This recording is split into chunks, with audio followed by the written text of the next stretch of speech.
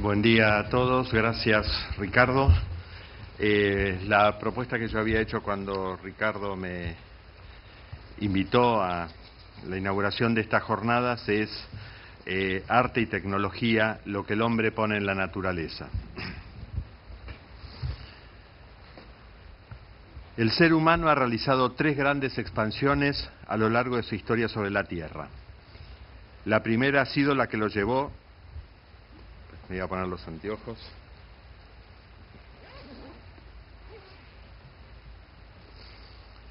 La primera ha sido la que lo llevó a la conquista de todo el planeta, básicamente concluida hacia mediados del siglo XX. La segunda, la conquista del espacio exterior, liberándose de la fuerza gravitacional. La tercera, la conquista del espacio interior, hasta las ignotas dimensiones de la psique y el código genético. En cada una de ellas, el ser humano enfrentó lo desconocido y arriesgó su supervivencia, pero sobre todo puso en evidencia su cualidad más particular, la indefinición de sus límites. No somos una especie terminada, sometida a los avatares de una selección natural que la modificará o la borrará de la vida, como ha sucedido hasta ahora en las varias extinciones planetarias que eliminaron el 90% de las especies vivientes. Algo en nosotros nos empuja más allá de la naturaleza. Somos portadores de un potencial que, paradójicamente, fue planteado en la Biblia: continuar la creación. Y digo paradójicamente porque ha sido ese libro sagrado de la tradición judeocristiana al que han apelado muchos para negar la evolución. Solo que en nuestro caso somos lo que hemos llegado a ser, precisamente por abandonar, por tener la capacidad, las herramientas para abandonar el curso de la naturaleza. Los humanos nos expandimos por todo el planeta a la vez que expandíamos nuestras capacidades innatas. Cada una de las herramientas que el hombre fue creando extendía, potenciaba, proyectaba esas capacidades. Así nació la técnica, y con ella su poder sobre lo que lo rodeaba, vivenciado en la percepción de ese mismo poder en él mismo. La experiencia del poder en el ser humano es a la par externa e interna. Es poder suyo expresado en el incremento de poder que le dan las herramientas que construye, y no solamente las materiales, también el lenguaje, la simbolización, la imaginación que pergeña lo inexistente, el vínculo social, los afectos. Porque en el momento de la técnica, en esa larga transecta de un par de millones de años, el ser humano va a dar expresión a otra de sus características: no ser solo un ser vivo, no estar atenazado por la mera necesidad.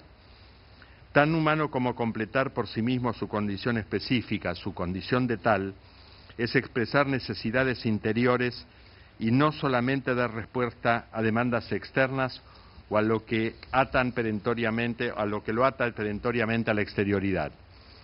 El ser humano va más allá de responder al medio, que es lo animal de su condición, y de mejorar su capacidad de aprovechar ese medio y servirse de él, que es su habilidad técnica. También pone en el ambiente lo que no existe en él, que es su creatividad artística. El ser humano descubre en el ambiente lo que ya existe en el ambiente, pero pone en él lo que solo existía en su imaginación. Técnica y artísticamente, el hombre se crea un mundo a su medida. Conviene hacer aquí una salvedad.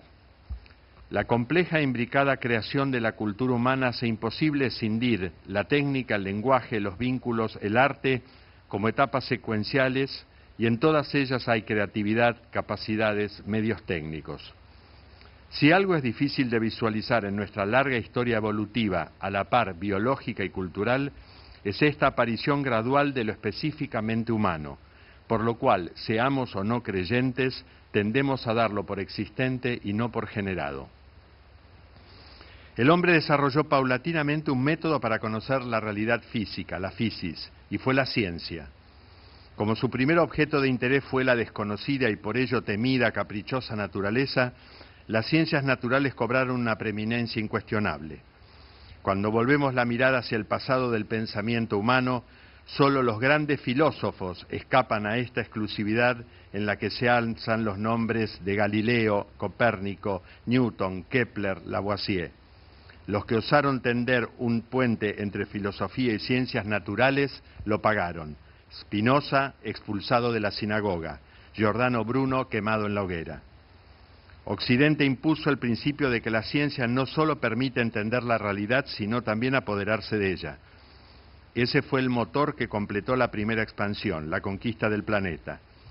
El hombre materialista por método, la cientificidad dando paso al cientificismo. Venimos de un tiempo de omnipotencia de la ciencia, de un único modo de abordaje y comprensión de la realidad, de un tiempo de exclusividad de la razón instituida como racionalismo. Hemos arrojado a la irracionalidad todo lo que no pudiésemos explicar según no nuestro herramental metodológico, sino nuestros objetivos. Así el hombre, conocedor de la naturaleza, se transformó en invasor y disturbador de ella. Esta direccionalidad no es nueva. Lo que ha ocurrido son dos cosas. Una, que nuestra capacidad de disturbio es mucho más global porque las herramientas de que disponemos son más potentes. La otra, que recién ahora empezamos a percibir los efectos de aquellas acciones que imaginamos sin consecuencias. El mundo artificial ha tomado tales dimensiones que ya no es un conjunto de puntos aislados en el mapa, sino que al expandirse, nuestro mundo se ha transformado en la piel de este planeta. Y ahí hay un conflicto. Los que hace 3 millones de años nos paramos sobre esa realidad biológica de origen, ya nos despegamos tanto de ella que somos mutuamente extraños. Y ante esa realidad de 4.500 millones de años de vida en la Tierra, nuestro dominio del último 0,07% de ese tiempo nos parece tan sorprendente como temerario. Algo nos dice que en las tormentas de alta mar, quien naufraga es el barco, no el océano. Surge de ese modo una postura que podríamos llamar ético-moral, ecológica, ambiental, de conciencia histórica, de recuperación de la complejidad de los fenómenos y de profundidad de los procesos evolutivos y culturales. Frente a ella, la contundencia tecnocientífica, el poderío de una naturaleza conquistada y un cosmos arrebatado de la imagen newtoniana de la revolución de las órbitas celestes con el comienzo de la conquista del espacio exterior. El proceso de conciencia ecológica, ya ampliamente difundido en el mundo, sin embargo, debe ir de la mano de la ciencia y la tecnología, no en contra de ellas. Ayuda a ello que éstas, al generar en el siglo XX inconcebibles avances en el terreno de la biología, han abierto el camino a la tercera expansión, que es la conquista del espacio interior de los seres humanos. Y allí las consecuencias son más inmediatas y palpables que en nuestras acciones sobre la fauna y la flora, las napas freáticas o los ecosistemas. Se trata de nosotros mismos. Allí no hay escisión entre cultura y naturaleza. Nosotros somos cultura y naturaleza. Esto ha instalado el debate ético en los ámbitos de la medicina y la investigación biológica. En este terreno se despiertan los fantasmas del aprendiz de brujos y las incontrolables escobas. Cada época apela, sin embargo, a sus mejores recursos para hacer frente a sus desafíos más inquietantes. Valgan 2 ejemplos en el terreno de la biología y de la sociología en el siglo XIX. Cuando el siglo XIX se debatía en los interrogantes del positivismo científico con sus horizontes aparentemente ilimitados, surgió una novela paradigmática, Frankenstein. Cuando se analizaba el impacto de lo heredado y lo aprendido en la conformación de la persona, la leyenda de Greystock, el niño humano criado por los monos en África. Ambos son ejemplos significativos. En los momentos de grave interrogación, cuando aún la razón no llega a sostener todos los hilos de la trama que la desvela, el arte se anticipa para delinear el contorno de nuestros temores y responder a nuestra angustia. Ese, creo yo, debe ser el lugar del arte en esta encrucijada, bien expresada en el título de esta jornada. Si es cierto que los animales dibujados en las paredes de las cuevas de Altamira anticipaban el tenso momento del enfrentamiento en la cacería, como las danzas y rituales lo siguieron haciendo en las rondas tribales, la prehistoria y la historia humana nos muestran que el hombre desarrolló al unísono la técnica y el arte, y que así como vuelven a reencontrarse las ciencias empíricas y las humanidades, deben volver a la misma senda la tecnociencia y el arte.